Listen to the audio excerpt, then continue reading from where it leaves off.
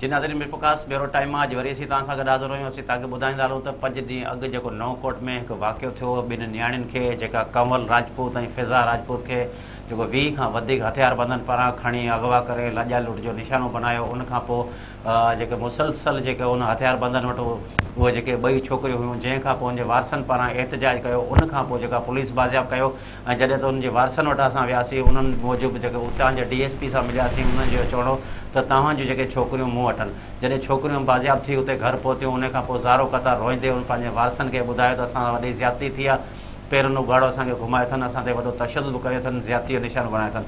उन जनरली सूरत जे हवाले सां अॼु असां गॾु जेको स्टूडियो में जिन जॉइन कयो, सिंध बार काउंसिल जो मेंबर आहे मीर नईम टालपुर, उन खां अलावा समाजी अॻुवान ज़ाहिदा ॾिए थो, ऐं उहे पाण बि जेके उते विया हुआ, सॼी हुननि रिपोर्ट वरिती, माइटनि सां मिलिया, ऐं उन खां अलावा उते भर पासे जेके ॿियनि माण्हुनि सां बि हुननि जूं मुलाक़ात थियूं। उन हवाले सां हिन सां ॻाल्हि ॿोल कंदासीं, हुनजो छा चवणु आहे। सर, तव्हां की था ॾिसो, अॼु 5 ॾींहं थी हलिया आहिनि, सिंध हाई कोर्ट पारां जेको नोटिस वरितो विया, ऐं उन खां अलावा सिंध हुकूमत, पीपुल्स पार्टी जे चेयरमैन बिलावल भुट्टो ज़रदारी, गवर्नर सिंध, वज़ीर आला सिंध, सभिनी नोटिस वरिता आहिनि, पर हिन वक़्तु ताईं छा सूरत हाल आहे? वॾो हिकिड़ो ख़तरनाक असांजे इलाइक़े जे, असांजे मीर प्रकाश डिस्ट्रिक्ट जो हिकिड़ो वॾो जेको चइजे सो वॾी दहशत फैलाइण वारो हिकिड़ो केस रिपोर्ट थियो आहे, केस रजिस्टर्ड थियो आहे। इशू सॼे इन में आहे त इन सॼी स्टोरी खे तव्हां रुॻो इन सिंपल हिकिड़े 2 ॾींहंनि वारे वाक़िअनि खे तव्हां कंटिन्यूअसली नथा करे सघूं।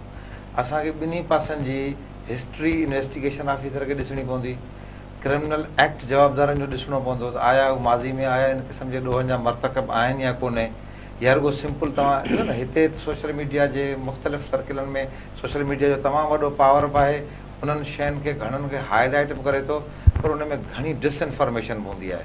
त हक़ीक़तनि खां हटी करे केस जॾहिं रिपोर्ट थियनि था तॾहिं परेशानी बाहिस थियनि था।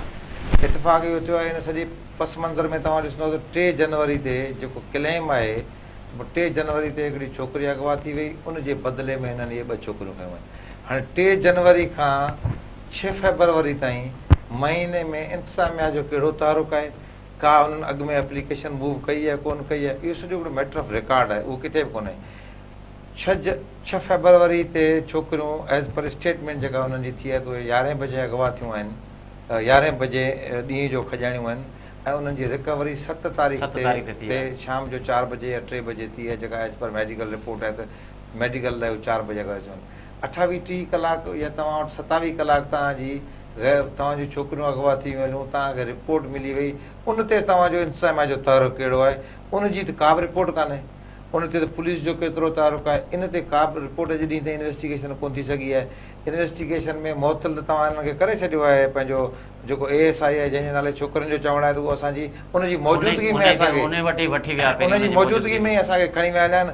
उन ते अॼु ॾींहं ताईं न कंहिं सोशल मीडिया ते का रिपोर्ट आई आहे, न कंहिं को इंतिज़ामिया जो आयो आहे, बसि ठीकु आहे असां हुनखे मुअतल करे छॾियो आहे। मुअतल तव्हां सिंपल हुनखे करे छॾियो, उन ते इंक्वायरी केतिरी वेठल आहे, आया उन ॻाल्हि जी सदाकत आहे या कोन्हे, उहो ख़ुदि जेका ॻाल्हि छोकिरियूं चवनि पियूं त बाबा असां DSP साहिबु जेको उते वेठल हो, उहो असांखे मुंहिंजा माइट चवनि था त उहो असांखे आसरा ॾींदो रहियो त बाबा इहे छोकिरियूं मूं वटि कस्टडी में आहिनि, कस्टडी में आहिनि, कस्टडी में।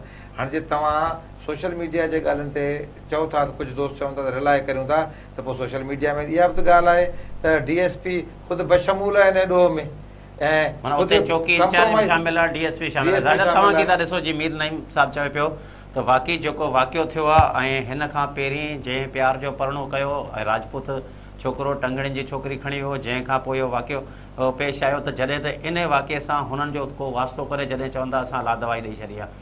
ऐं उन खां अलावा DSP जी स्टेटमेंट जी साईं चयो त DSP जी स्टेटमेंट आहे त तव्हां छोकिरियूं असां वटि। तव्हां कीअं था ॾिसो हिन में पुलिस जो एट ए टाइम छा किरदारु रहणु खपे, ऐं पुलिस कहिड़ो कमु कयो आहे, ऐं जेकॾहिं एहतजाज कनि था छोकिरियूं बाज़ियाब थियनि थियूं, वधीक छोकिरियुनि जेके तव्हां सां ॻाल्हि ॿोल थी आहे?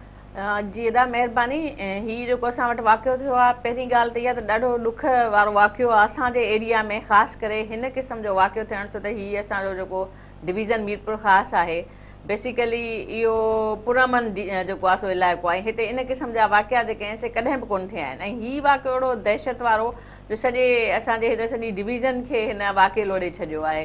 ॿी ॻाल्हि इहा आहे त तव्हां बि उते हो, असां सभु हुआसीं उन सॼे उन इशूअ खे वञी साम्हूं खां ॾिठोसीं, त 2 टे शयूं आहिनि जेके ॾाढियूं उन में पुलिस जी जेका नेग्लिजेंस उहा त 100% आहे, छो त उन में उहो ASI उते मौजूदु हो जेको जंहिंजे हूंदे सूंदे उन घर में घिड़िया किडनैप कयनि खणी विया, वरी उहो एसआई हुननि सां गॾु वियो आहे हुते, ऐं उहो चवंदो बि रहियो आहे, का कार्रवाई बि कोन कई आहे हिन टाइम ते।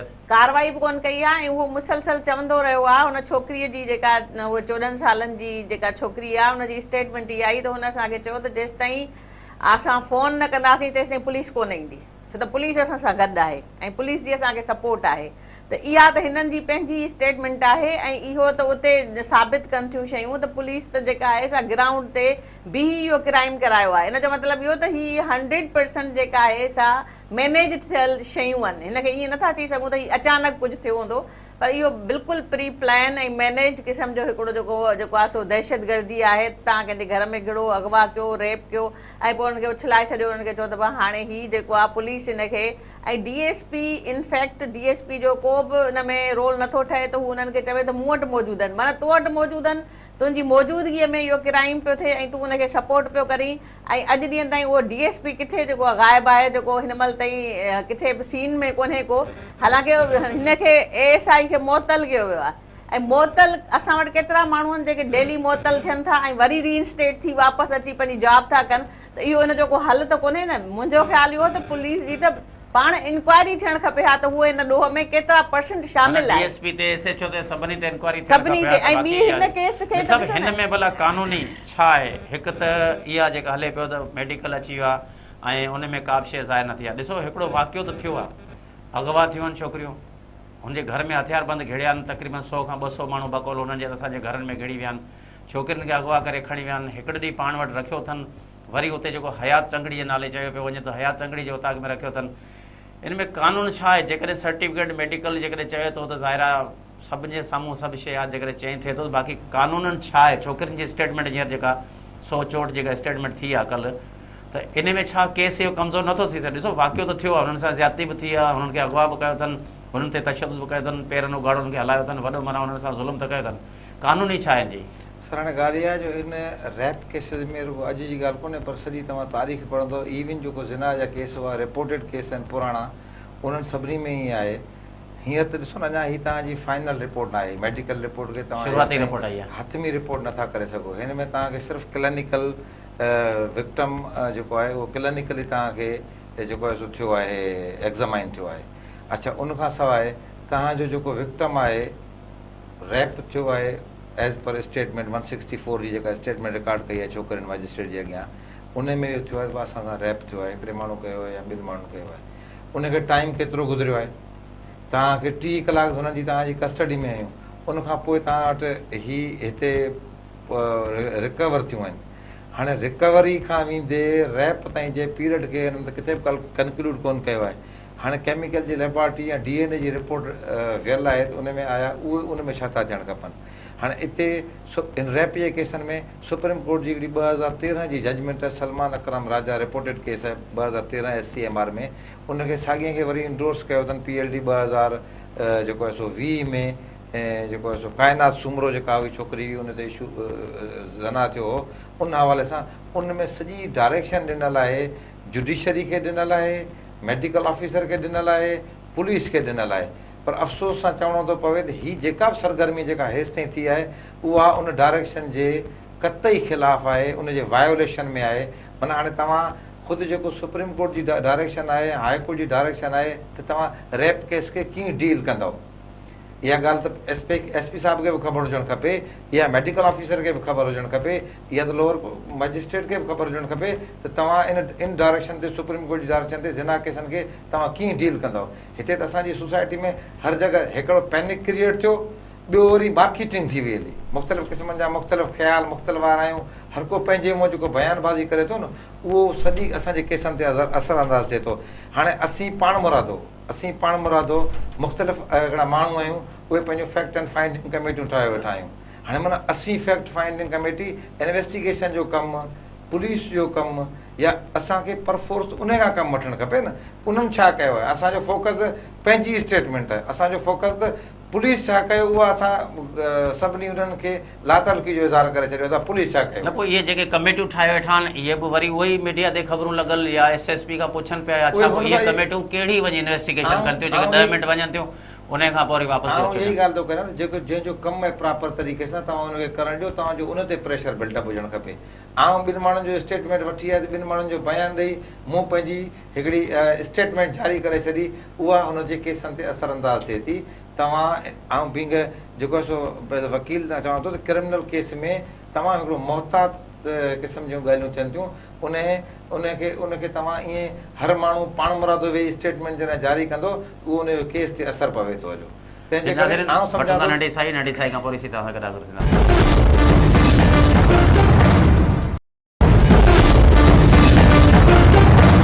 जी नाज़रीन, नंढी साई खां पोइ तव्हां सां गॾु हाज़िर आहियूं। जी मीर साहिबु, तव्हां चयो पिया त वाक़ई हर को माण्हू पंहिंजूं कमेटियूं ठाहे थो छॾे। अहिड़ी तरह हींअर ताज़ो जेका सुरेंद्र विलासाई जेका कमेटी ठाही आहे, ऐं उनखां पहिरीं तव्हां बि पहुची वियो, सॼी उनखां रिपोर्ट थी आहे, मीडिया ते बि रिपोर्ट हली आहिनि। भला अदी हीअ जेके औरतुनि जा ख़ासि तौर ते इशू थियनि था, छा इन में इहे जेके कमेटियूं ठाहिण वारा आहिनि, जेके वेठा आहिनि त उतां लेटर कढे छॾनि, फलाणनि माण्हुनि खे टीम जोड़े छॾी आहे, इन्हनि में भला लेडीज़ सां जेके इशू थियनि था उहे लेडीज़ हुअणु खपे या उहे ई माण्हू हुअणु खपनि जेके NGOs हलाइनि था, या जेके हुननि जा कम ई अहिड़ा आहिनि, सॼो ॾींहुं उतां प्रोजेक्ट वठनि था, उन्हनि 4 माण्हुनि खे मोकिले था छॾनि, उहो वञी रिपोर्ट ॾियनि था, SSP सां मिलनि था, DIG खां मिलनि था, फोटो सेशन कनि था, आख़िरी में मथे वञे था।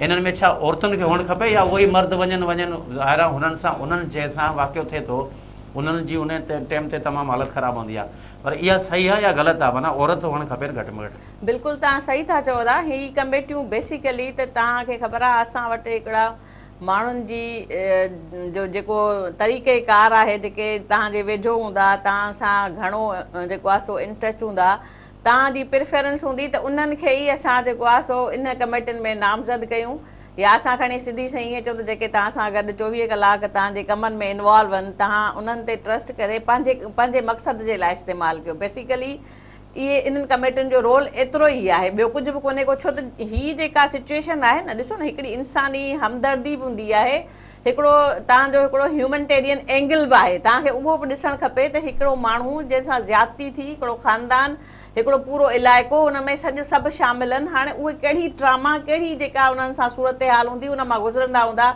हाणे हुकूमत जी गवर्नेंस जो रोल इहो आहे त जिते तव्हांजे ह्यूमन पर्सपेक्टिव खां का अहिड़ी शइ थिए थी जेका असांजी वुमेन आहे, उहा सभिनी खां इग्नोर्ड आहे असांजी सोसाइटीअ में।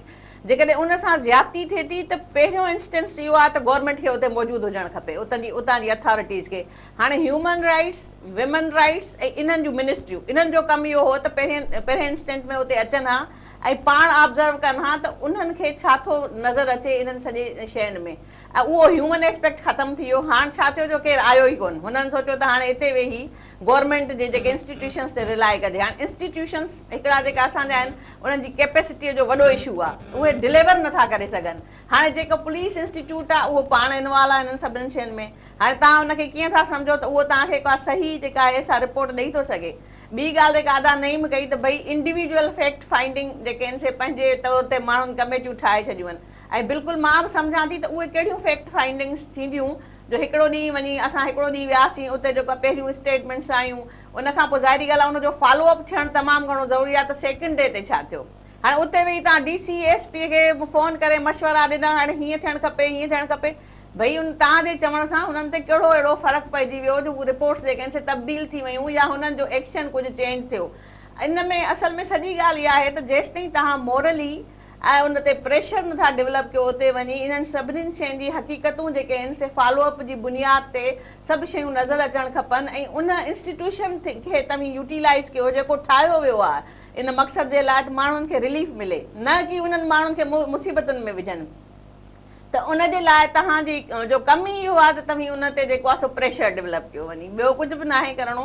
त उन्हनि खे असां सही तरीक़े सां उहे इन्वेस्टिगेशन साम्हूं अचनि, ऐं ज़ाहिरी ॻाल्हि आहे कानून जी हिकिड़ो पंहिंजो पहलू आहे न, इन्वेस्टिगेशन हुननि जी जेका थिए उन साम्हूं अचनि त हीअ त जेके माण्हू वञनि था उहो पुलिस खां पुछी वञनि था, सहाफ़ियुनि खां पुछी वञनि था, हिननि जी पंहिंजी कहिड़ी इन्वेस्टिगेशन आहे? मीर साहिबु ईअं त कोन्हे जीअं वाक़ियो थिए थो उन महिल ॾिसो जेॾीमहिल पाण बि हलियासीं वॾी रश हुई, हिकु तरफ़ वकील था वञनि, सिविल सोसाइटी ते वञे, MP वञनि था, MNA वञनि था, इंतिज़ामिया सॼी वञनि थी, त जेकॾहिं स्टेटमेंटूं जेकॾहिं चेंज थियनि थियूं, ज़ाहिर आहे हुननि नियाणियुनि सां हिकिड़ी त ज़्यादती थियल आहे, मुख़्तलिफ़ माण्हू वञनि था, हुननि खां पुछनि था, इन में वरी जे मुख़्तलिफ़ स्टेटमेंटूं अची थी वञनि, भला इन ते केस ते को फ़र्क़ु पवंदो? सर केस ते वॾो असरु पवे थो न, क्रिमिनल केस में, स्पेशली क्रिमिनल केस में त थिए थो। हिन में छा थिए ईअं थो, ॾिसो न, तव्हां जेका मूं तव्हांखे अर्ज़ु कयो सवेरे जजमेंट वारो, उन जजमेंट में बिल्कुलु डायरेक्शन आहे त 164 बि प्रिफरेंस हुजे त फीमेल जज हुजे जंहिं वटि उहो रिकॉर्ड थिए। हिते त असां वटि ईअं आहे ई कोन, हर को माण्हू वियो पाण मुरादो मशवरा ॾेई आयो आहे। असीं जे वियासीं त असां मशवरो कोन ॾिनो, असांजी टीम जेका वेही असां सिंपैथी लाइ वियासीं त भाउ तव्हां सां ज़्यादती थी आहे, तव्हांखे कॾहिं बि किथे बि कंहिं बि मदद जी ज़रूरत हूंदी असीं असीं तव्हां सां मदद कंदासीं। असां ईअं कोन चयो तव्हां हीअं न करियो, हीअं न चओ, हीअं न चओ, असां पंहिंजी का राय आहे मां पंहिंजी पाण जोड़ी हुजे, ईअं न आहे। असां उते उन वक़्तु बि उते जिन दोस्तनि असांजी ॻाल्हि बि ॿुधी हूंदी, अदीब हुई, ॿिया सभु माण्हू हुआ, उते असां इहा ॻाल्हि कई आहे त बाबा असां इन्वेस्टिगेशन छा थी करे, पुलिस छा कयो आहे हेसि ताईं। तव्हां चओ था न वुमेन प्रोटेक्शन बिल आहे, वुमेन प्रोटेक्शन बिल में तव्हां घणा माण्हू तव्हांजा हिते हिन में सेव थिया आहिनि सोसाइटी में। हिकिड़ो सॼे थाणे ज़िले में हिकिड़ो पुलिस स्टेशन आहे, हिनजी वुमेन पुलिस स्टेशन आहे। हाणे उहा जे नफ़ीस नगर में वाक़ियो थियो आहे, छोकिरी राति जो जे किथां भॼी बि अचे थी, किथां परेशानी जे बाहिस बि अचे थी, का औरत बि अचे थी, त उहा मीरपुखास ताईं कीअं पहुचंदी, उनजी रसाई कीअं थींदी। इंतिज़ाम कानून पास करणु ॿी ॻाल्हि आहे, उन ते अमलदारी जो वॾो इशू आहे नंबर 1। नंबर 2 त छोकिरी हिकिड़ी जुएनाइल आहे, जुएनाइल जो इशू त कंहिं डिस्कस ई कोन थो करे। हाणे असीं हिन ॻाल्हि खे कीअं करियूं त बाबा ॿारड़ी सां ज़्यादती थी आहे, तव्हांजी स्टेटमेंट हल भला ग़लति बि हूंदी, उहा वधाए चढ़ाए बि ॻाल्हि पेश कई हूंदी, पर हिकिड़ी ॿारड़ी खे तव्हां 27 कलाक या 28 कलाक ताईं खणी विया आहियो, उनजे अगवा जो केस आहे, इहो ख़ुदि हिकिड़ो वॾो ॾोह आहे। असांजी प्रोसिक्यूशन साइड जी या पुलिस जी या इंतिज़ामिया जी बदतरीन नाअहली आहे जो इन क़िस्म जे ॾोहारनि खे सदाईं सपोर्ट मिले थी। तव्हां कोर्टूं सिंपैथी ह्यूमैनिटेरियन ग्राउंड ते असीं 4 ॾींहं 5 ॾींहं 8 ॾींहं तव्हां सभु दोस्त ॿिया दोस्त इहे कंदासीं, पर इहे सभु जेके ॻाल्हियूं आहिनि, इहे जेको रिकॉर्ड जो हिसो थींदियूं वेंदियूं, इहे ॻाल्हियूं आहिनि। असां पाण आयासीं, फ़ोटो सेशन निकितो, तक़रीर थी, ॻाल्हि निकिती, कमु को बि कोन थियो। तंहिंजे करे इहो सॼो इंतिज़ामिया इन मामले खे सॼे खे कंट्रोल करणो पवंदो। इंतिज़ामिया छो इन ते कंट्रोल नथी करे, जॾहिं त इहा ख़बर आहे हयात टंगड़ी ते हेतिरा केस आहिनि, वॾे में वॾो क्रिमिनल माण्हू उन इलाइक़े सॼे में हुनजो ॾहकाव आहे, छा सबबु आहे इंतिज़ामिया उन्हनि जी वगार ते वेझ आहे। हीअं ॾिसो न, हिननि सां ज़्यादती कई अथनि, हिन जे घर में गिड़िया आहिनि, फायरिंगूं कयूं अथनि, हुन ते तशदुद कयो अथनि। हाणे खणी जेकॾहिं इहे रिपोर्टूं अचनि पियूं त हिननि सां ज़्यादती थियल न, पर अगवा करे विया आहिनि, हुनजे घरनि में फायर कया अथनि। अगवा जो केस ॾोह आहे, तव्हां कंहिंखे ज़दो को बि करे विया, पुलिस ते फायरिंगूं कयूं अथनि, पुलिस ते फायरिंग थी आहे, माण्हुनि जे घरनि ते तव्हां हिरास फैलायो आहे, उहो अलॻि ॻाल्हि आहे। तव्हां लोकल माण्हू कयो त एसआई रखियो वेठा आहियो। इहो तव्हां ख़ुदि चओ था त ज़िले में लोकल पुलिस हद में न रहंदी, उन ॻोठ जो माण्हू उन हद जो इंचार्ज आहे तव्हांजे पुलिस पोस्ट जो। भले त इहा इन में का रॉकेट साइंस आहे छा? भला तव्हां जेका छोकिरी चवनि था जंहिंजे करे ही सॼो रिवेंज थियो आहे या जेका बदिलो थियो आहे या जेको बि हिननि ॾोह कयो आहे, उन सॼे मामले में भला तव्हां रुॻो ॿियो कुझु नथा करे सघूं। असीं रुॻो पुलिस जो रिकॉर्ड 6 तारीख़ खां वठी छोकिरियुनि जी रिकवरी ताईं तव्हां पुलिस पोस्ट नफ़ीस नगर खे या तव्हां पुलिस स्टेशन SHO नवकोट जे तव्हां रिकॉर्ड में रोज़नामे में ॾिसो त हिननि केतिरी एफर्ट्स वरिती आहे। तव्हां उन पासे करे छॾे पैनिक क्रिएट थियो, माना ज़ुल्म कोन्हे हिते। तव्हांखे माई जिंदो वारे केस वांगुरु जेसिताईं बाहि न ॾियो पंहिंजो पाण खे, तेसिताईं तव्हां रोड ते नथा निकिरो। मीर साहब वारी ॻाल्हि त वाक़ई सही आहे, जेसी माई जंदो वारी कार नथा निकिरो, पाण जेकॾहिं हथ में एहतिजाज करे रोडनि ते निकिरो। हीउ ॾिसो वाक़ियो थियो आहे, ॿिए ॾींहं ताईं पुलिस उते जी जागी आहे, DSP हुजे या उते जो SHO हुजे, ऐं ओड़े ई माण्हू उते पिकड़ जो इंचार्ज उन ॻोठ जो जी छोकिरियुनि जी स्टेटमेंट हुई तव्हांजे साम्हूं खोड़ सारा अहिड़ा औरतुनि जा इशू अचनि था। तव्हां कीअं था ॾिसो छोकिरियूं खे ज़ाहिर आख़िरी में जेॾीमहिल हीउ सॼो मीडिया ते जेका बि शइ हले पई, हींअर हर को नोटिस वठियो बीठो आहे, उन खां पोइ शयूं सभु ख़तमु थियो। तव्हां कीअं था ॾिसो हिन केस जो पोइ रुख केॾांहुं वेंदो? हू त टॉप जा क्रिमिनल क़िस्म जा माण्हू आहिनि। ॾिसो हीअ जेका पाण असां उते उन्हनि सां डिस्कस कईसीं त उन में बि इहा ॻाल्हि बिल्कुलु हुननि वाज़े नमूने चई त हुननि इहे केतिरा ई दफ़ा औरतूं खणी आया आहिनि, ठीकु आहे, हिकिड़ी का कपिड़नि जी माई बि खणी आया, इन खां पहिरीं बि उतां मायूं खणंदा रहिया आहिनि। इहे टगड़ी जेके आहिनि उन्हनि खे उहो फबी वियूं आहिनि शयूं, फबी इन सेंस में वियूं त उन्हनि जी का दाद रसाई न थी, उन्हनि जा के घर वारा न थिया, कुझु बि न थियो। त जॾहिं हिननि जूं मायूं खॼियूं ऐं उहे बाज़ियाब न थियूं त हिननि जूं मायूं वञी रोड ब्लॉक कयो, ऐं उन रोड ब्लॉक करण जी सूरत में ई उन खां पोइ पुलिस एक्शन में आई आहे। न सिविल सोसाइटीअ खे ख़बर हुई इन सभिनीनि शयुनि जी, न ई को ॿियो उन्हनि जे जेको आहे ज़ाहिरी ॻाल्हि आहे जेके सराउंडिंग्स जा जेके मुतासिर थियल माण्हू आहे उन्हनि खे त ख़बर हुई, पर केस जी एतिरी वॾी नोयत खे माण्हू उन महिल ई सम्झा जॾहिं हू रोड ते अची बीठा। त इहा ॻाल्हि असांजी सोसाइटीअ में हाणे इहो ट्रेंड थी वियो आहे त जेसिताईं तव्हां रोड ब्लॉक नथा कयो, प्रेस क्लबनि जे अॻियां मुज़ाहिरा नथा कयो, तव्हां सभु जमा थी उन जेको हिकिड़ो जेको कानून जी ख़िलाफ़ वर्ज़ी थिए थी उनजे ख़िलाफ़ बीहो नथा, तेसिताईं कानून हरकत में नथो अचे। ॿी ॻाल्हि इहा त ॾिसो केॾो वॾो ज़ुल्म आहे त हेॾो कुझु थी वञे ऐं उन खां पोइ बि जेको आहे सो असां हुन जेके असांजा उते लोकल जेके माण्हू आहिनि उहे उते उन महिल पहुचनि जॾहिं सॼो कुझु थी चुको हुजे। ऐं असां हाणे एॾा इंडिविजुअल थी विया आहियूं जो ॻोठ में तव्हांजे ॻोठ मां मायूं खॼनि थियूं भर पासे वारनि खे ॾुख नथो थिए त वञी उन्हनि खे छॾाईंदी आहे, उन्हनि जी मदद कनि। सोसाइटी जी डिटोरिएशन इहा त तव्हां इंडिविजुअल आहियो। हाणे तव्हांखे अलॻि हिकु हिकु माण्हू खे विहणो आहे पंहिंजे लाइ, छो त तव्हां सां गॾु बीहण वारो केर बि न हूंदो, चाहे तव्हांजे भरिसां बीठल भाउ बि हूंदो न घर में, उहो बि अची तव्हांखे कोन छॾाईंदो त तव्हां अचो ऐं असां तव्हांजी हेल्प कंदासीं। केॾी मुतासिर आहे असांजी सोसाइटी, माण्हू इन सॼिनि शयुनि खे सम्झण जे लाइ तयार ई कोन्हनि के असां वटि। जी नाज़रीन, ज़ाइदा जी ॻाल्हि ॿोल ॿुधी वठूं था नंढी साई खां पोइ वरी तव्हां सां गॾु हाज़िर थींदासीं।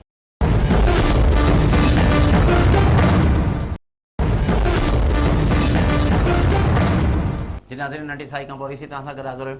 मीर साहिब जी ज़ाइदा ॻाल्हि कई पई त वाक़ियो थियो आहे, उन खां पोइ उहा ई फैमिली उथे थी रोडनि ते वञे थी ऐं उते जा ज़ाहिरा चूंडियल नुमाइंदा बि आहिनि, उते जा ॿिया आम पब्लिक बि आहे, उते जी पुलिस बि आहे। छा सबबु आहे जंहिंसां वाक़ियो थियो त 2 छोकिरियूं खजी थियूं वञनि, हुनजे घर में फायरिंगूं थियनि थियूं, उहो ॾींहुं सॼो ख़ामोश, वरी ॿिए ॾींहुं हू जेॾी महिल उथनि था ज़ाहिरा उनखे ख़बर आहे त असांजी नियाणियुनि सां थी सघे उनखे मारे न छॾनि। छा सबबु आहे असीं एतिरा छो हिरासियल आहियूं या एतिरा छो ॾिनल आहियूं? छा हू के एॾा बासरनि जंहिंजे करे माना उते जी सॼी आवाम ॾिजे ते नेठि वञे, हुनजा माइट या हुननि छोकिरनि जी माउ जेॾी महिल वेठी आहे, पीउ बीठो आहे, त उन खां पोइ वञी इशू खजे थो। उन खां पोइ अॼु असीं सॼी सिंध सुजाग थी वई आहे, असीं एहतजाज कयूं पिया, असीं उनजे हक़नि लाइ वेठा आहियूं। हर को हैदराबाद मां पियो अचे, को कराची मां पियो अचे। अरबाब गुलाम रहीम साहिबु सही कराची खां वज़ीर आज़म जी हिदायतनि ते पहुची वियो, त उहो हिते सिर्फ़ु अचनि था सिंध हुकूमत ते तनक़ीद करणु, पर हुननि लाइ वरी हुननि छा कयो आहे? हुननि लाइ करे कंहिंसां ॻाल्हायो अथनि? जीअं असां कल्ह स्टेटमेंट ॾिठी त हू चए थो सिंध हुकूमत हुनजी हमेशह जीअं जेका स्टेटमेंट थी आहे उहे स्टेटमेंट, पर हिननि सां केरु इंसाफ़ कंदो? सर इशू इहो आहे त हिते आहे पॉलिटिकल जेका गेम जी स्कोरिंग आहे, उहो हर को चए थो आउं अॻु में अचां, आउं अॻु में अचां, आउं हीअं करियां। हाणे कल्ह बि जीअं मसइलो मुख़्तलिफ़ माण्हू हर माण्हू जो हिकिड़ो प्रोजेक्ट आहे, हर माण्हू जो हिकिड़ो पंहिंजो कमु आहे, उहो ई करे थो। पर जेका आधी ॻाल्हि कई त उहा असल में लोकल माण्हू जेको समाज जो माण्हू आहे उनजी जेका बेहसी आहे, उनजो जेको लातलकी जो इज़हार आहे, इहा बेहसी रुगो इन करे कोन्हे त को इहो ख़ुदि माण्हू बेहस थी वियो, इहो इन करे थी वियो जो तव्हां मां रियासत हथु कढी वई आहे। तव्हांजे लोकल जेको सिस्टम आहे, तव्हांखे ख़बर आहे त मुंहिंजी का दाद फिरियाद, मुंहिंजी दाद रसाई नथी थिए, मूंखे ख़बर आहे त मुंहिंजी पुलिस दांह कोन ॿुधंदो, मूंखे ख़बर आहे त मुंहिंजी मुख़्तियारकार रिपोर्ट नथो ॿुधे, मुंहिंजी डिप्टी कमिशनर नथो ॿुधे, ऐं जेसि ताईं माना हदि पार नथो करियां, जेसि ताईं पंहिंजो पाण खे मारियां नथो, जेसि ताईं पंहिंजो पाण खे दांह नथो ॾियां। इन करे इहो तमामु इहो इलाइक़े जे लाइ सॼे उते ख़ुदि नवकोट जे लाइ हाणे ॾिसो 6 तारीख़ जो जेको वाक़ियो थियो आहे, 6 तारीख़ ते 11 बजे खां वठी 7 तारीख़ ताईं तव्हांखे इन विच में किथे बि का माइटनि खां सवाइ कंहिं माण्हू जी दांह कूक का सोशल मीडिया ते ॿुधण में आई हुजे। उते पंहिंजो पाण खे समाज सुधारक दावा कंदा आहिनि, काफ़ी दोस्त आहिनि। हाणे जिन तव्हां ॻाल्हि कई सवेरे त गवर्नमेंट जा बि काफ़ी अहिड़ा माण्हू आहिनि उते सराउंडिंग्स में उते वेठा आहिनि, जेके फैक्ट एंड फाइंडिंग कमेटियूं ठाहिनि था, जेके ॻोठ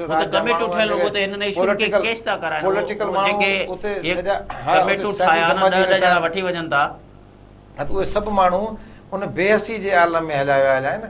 इहो हिकिड़ो वॾो अलमियो आहे असांजे लाइ। इहो हिते इन नवकोट लाइ तव्हां चवां थो त नवकोट में जिते माई भाॻी जहिड़ा फ़नकार हिते इन्हनि जनम वरितो, जिते अब्दुल कादिर जूणे जे जहिड़ा मायानाज़ वॾा इल्म अदब जा माण्हू निकिता, उन्हनि हितां ई छा कयो, माटीणे ओटे खां वेंदे सभु उहे माण्हू उन्हनि इलाइक़नि में उन्हनि शहरनि में इन क़िस्म जा वाक़िया थियनि, उते ईअं बेहसी जो आलम हुजे, इहो वॾो परेशान कंदड़ माण्हू आहे। समाज एॾो असांजो पोइते हलियो वियो आहे, हर कंहिं शइ खां धिकजी वियो हलियो आहे। बिल्कुलु इहा इंडिविजुअल ॻाल्हि थी वई आहे, वारी ॻाल्हि सही आहे त असीं ख़ुदि सभु इंडिविजुअल थी विया आहियूं हलिया।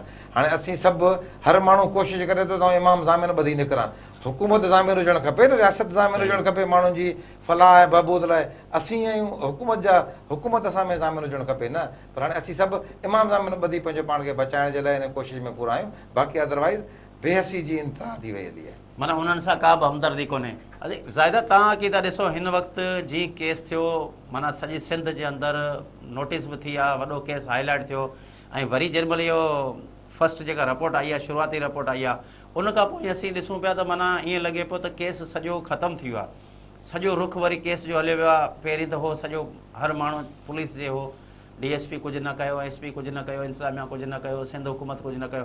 हाणे वरी सभु जा सभु हुनजो रुख हुन पासे थी वियो आहे। हाणे हिन सां हिकिड़ो त पब्लिक उन खां अलावा हुनजे पाण वारिस एतिरो परेशान थी सघे। हाणे इहो पनो मिली वियो आहे, छा इहो शुरूआती रिपोर्ट या आख़िरी रिपोर्ट आहे या अहिड़ियूं रिपोर्टूं त न आहिनि जो हिननि सां वाक़ियो एॾो वॾो थियो आहे ऐं हू एॾा वॾा बासर जेको चयो पियो वञे त हिन सां पहिरीं खोड़ सारा अहिड़ा वाक़िया कया अथनि, माण्हू ख़ौफ़ जे करे माना इहा रिपोर्ट चेंज न कराए छॾनि। ॾिसो था हाणे हीअ जेका रिपोर्ट आहे न एक्चुअली तव्हां हिनखे जेकॾहिं को माण्हू पढ़े त इन रिपोर्ट में लिखियो पियो आहे त हुननि सां ज्यादती थी आहे। उहो भले हुनजे अखरनि में इहो लिखियलु न हुजे, हुन में लिखियलु त रेप न थियो आहे, लेकिन जेके साइन सेप्टम्स लिखिया आहिनि हिन में त जेको आहे सो उते ब्रूज़ आहे, रेडनेस आहे, उते जेको आहे सो तव्हांजो रेप्चर आहे, इहो सॼो कुझु इहो इंडिकेट करे थो त इहो जेका आहे सा उते ज्यादती थी आहे। ऐं हाणे उनखे ॾिसो न पॉलिटिकल इन्फ्लुएंस आहे असां वटि सॼो, असां वटि हर माण्हू जेको आहे बाअसर आहे ऐं उते जेके माण्हू आहिनि उहे एॾो प्रेशर था क्रिएट कनि। हुन डॉक्टर इट सेल्फ जेका हुआ छोकिरी हिकिड़ी तव्हां अलाए हुनजी स्टेटमेंट ॿुधी अलाए न ॿुधी, जेका हुते वेठी हुई उहा चए पई मां नर्स आहियां, मां जॾहिं हा उहा जेका असां हुन में ऐं वियसि हुन में पंहिंजो छा नालो आहे, जॾहिं असां कोर्ट मां वापसि आयासीं त असां हुते वियासीं ऐं हुन डॉक्टर वटि, डॉक्टर ज़ेबुनिसा खे असां चयोसीं त असांखे रिपोर्ट जे बारे में इंफॉर्मेशन ॾे त उहा चवे उहो मां डॉक्टर चए थी त मां तव्हां सां माफ़ी थी घुरां तव्हां खां ऐं जेका आहे सा वाक़ई तव्हां सां ज्यादती थी आहे, पर मूं ते एतिरो वॾो जेको आहे प्रेशर आहे जो मां कुझु नथी करे सघां ऐं जेको आहे तव्हां मूंखे माफ़ु कयो। हाणे लोकल माण्हू आहे न हुन हूअ बि उतां जी लोकल आहे, डॉक्टर बि उतां जी लोकल आहे। इहो न पियो थियो त माना उते नओं कोट जी बजाए जेकॾहिं मिरपुखास मां बि कराइनि हा। ॾिसो न इहो सॼो असां इंस्टीट्यूशन्स जी जेका ॻाल्हि था कयूं त हुनजी कैपेसिटीअ जो इशू आहे। त जेकॾहिं तव्हांखे लॻे पियो त उतां जो SI ऐं DSP उते जा लोकल आहिनि त उते उनखे रखण जी ज़रूरत कहिड़ी हुई।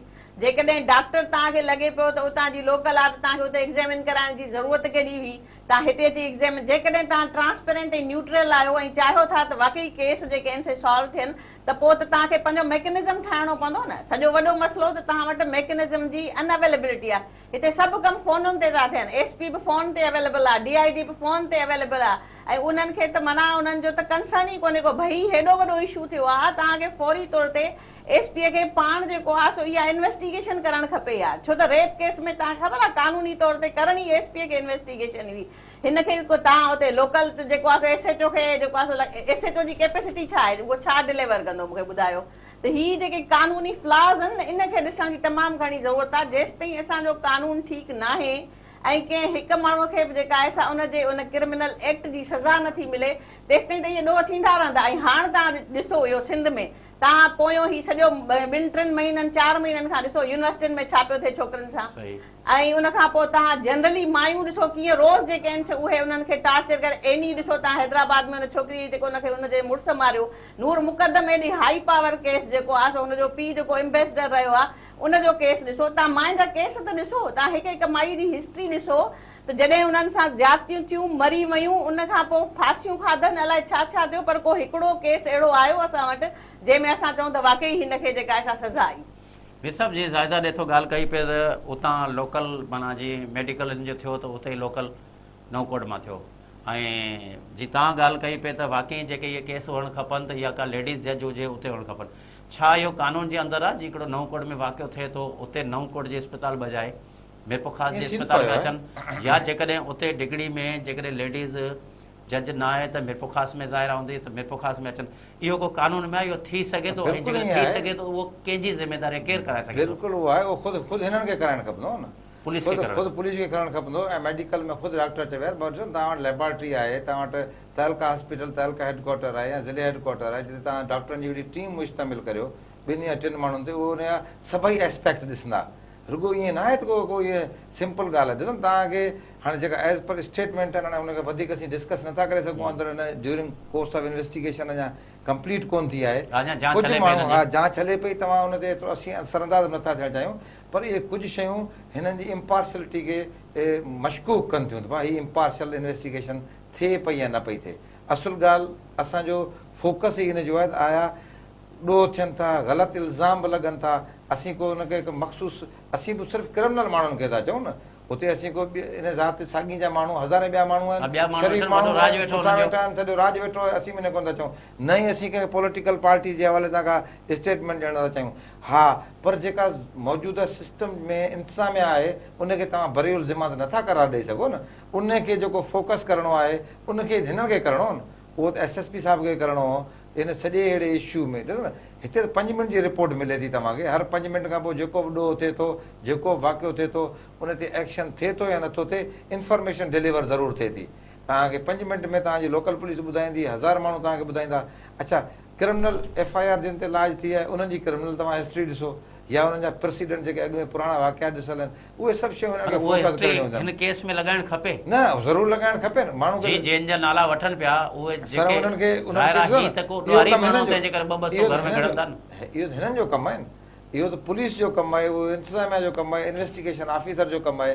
उन इन्वेस्टिगेशन ऑफिसर जी हिकिड़ी टीम सुठनि ऑफिसरनि ते जेका ऑफिशियली उहा टीम जेका इन्वेस्टिगेशन हुजे उहा करे, लोकल माण्हुनि खां बयान वठे, ॿिया सॼा मामला ॾिसे, घर जी इन्वेस्टिगेशन खां वेंदे। इहो सॼो lack of investigation, lack of interest, नायल माण्हुनि जी भर्ती ऐं ख़ुदि पाण नथा करणु चाहिनि। ईअं न आहे त को ॾोह ॾियणु मसइलो थोरो ई आहे। तव्हां अलाम ॾिसो न, तव्हांजे इलाइक़े में मीरपुखा ज़िले में पुलिस जी नफ़री घणी हूंदी ऐं पॉपुलेशन घणी हूंदी, आउं सम्झां थो तमामु थोरा माण्हू हूंदा, पर जॾहिं तव्हां रिट ऑफ गवर्नमेंट जी हूंदी आहे, ख़ौफ़ हूंदो आहे। मूंखे ख़बर आहे त मुंहिंजे लाइ पुलिस दादर सादी थींदी न त 20 पुलिस वारा आहिनि हर पुलिस स्टेशन ते, ऐं पुलिस स्टेशन जी जुरिडिक्शन में लख माण्हू थो रहे या 50,000 माण्हू थो रहे। हाणे 50,000 माण्हू त ॾाढो आहे 10 पुलिस वारनि खां। ऐं वरी पर उते जेका रिट उते दाख़िल जा आहे, लोकल ई माण्हू हर जॻह ते उतां जा लोकल माण्हू उते लोकल माण्हू वेठा आहे, उहो उहो ज़ाहिर वरी मजबूर ज़ाहिर हर वॾेरे discrimination- वटि मजबूर। वॾेरे खां ठहियो। प्रोग्राम जो वक़्तु ख़तमु थियण वारो आहे। ज़ाहिर तव्हां कीअं था ॾिसो, जी मीर साहिबु चयो पियो त वाकई हे हिकिड़ी पुलिस जी त ज़िमेदारी आहे। उन टाइम ते माना ही जेके कानून आहिनि, जेकॾहिं कानून हरकत में अचनि त सभु कुझु थी सघे थो। ऐं इहो ई आहे त जेके बि थाणा आहिनि उतां जा लोकल पुलिस वारा ख़ासि तौर ते हेठियों जेको स्टाफ आहे, SHO त कुझु कोन्ह कंदो आहे, SHO वधि में वधि हुनखे इतला मिले थो कनि, वरी पुलिस वारा था। ईअं त न आहे उतां जी पुलिस, उतां जा इहे बाअसर माण्हू जेको चयो त वञे त हुननि माण्हुनि ते हेतिरा वॾा केस आहिनि, छा पुलिस खे पहिरीं ख़बर कोन त इन्हनि जो क्रिमिनल पहिरीं कहिड़ो रिकॉर्ड रहियो आहे, ऐं क्रिमिनल जेकॾहिं आहिनि त हुनजे ख़िलाफ़ु छो कोन एक्शन कजो?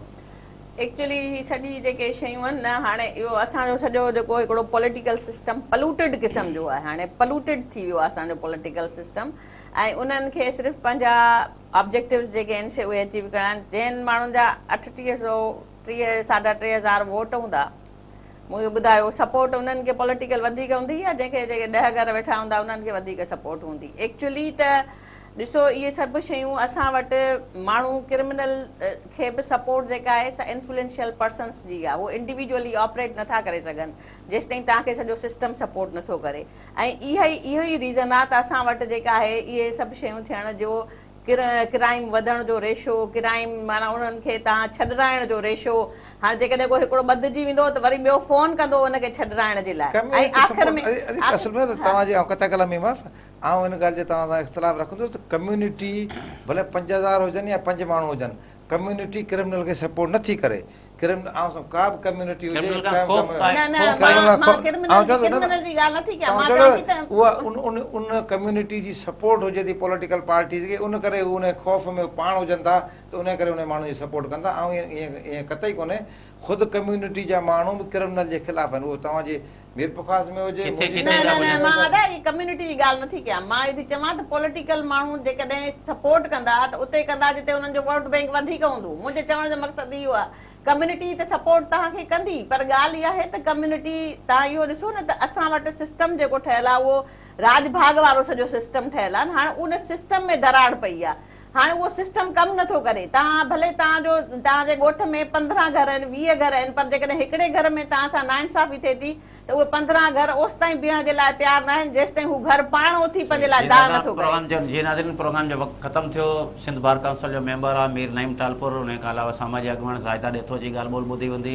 हिन जो इहो चवणु हो त ही वाक़िया जेके पेश अचनि था, सभ खां पहिरीं जेका पुलिस जी वॾे में वॾी गफ़लत हुजे थी, ऐं जॾहिं त पुलिस खे ख़बर आहे त ही वाक़ियो पेश आयो आहे त वरी उनखां पोइ जेकॾहिं उहे पाण जेकॾहिं निकिरनि था वारिस एहतजाज कनि था त पोइ उन्हनि खे इंसाफ़ मिले थो।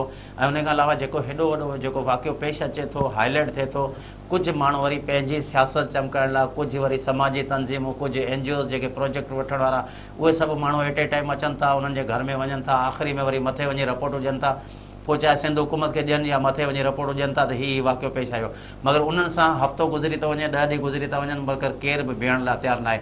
हिन वक़्तु जेके बि सॼी सिंध जे अंदरि जेके वाक़िया पेश अचनि था, सिंध हुकूमत खे घुरिजे त फौरी तौर ते उन्हनि ते नोटिस वठे ऐं उहे जेके नाअहली कंदड़नि जी हिन केस जे बिल्कुलु साम्हूं DSP अचे पियो या उते जा ॿिया जेके SHO वग़ैरह या उते जी जेका पुलिस आहे अचे पियो, उन्हनि खे फौरी तौर ते जेको आहे उन्हनि जे ख़िलाफ़ु क़ानूनी कार्रवाई कई वञे।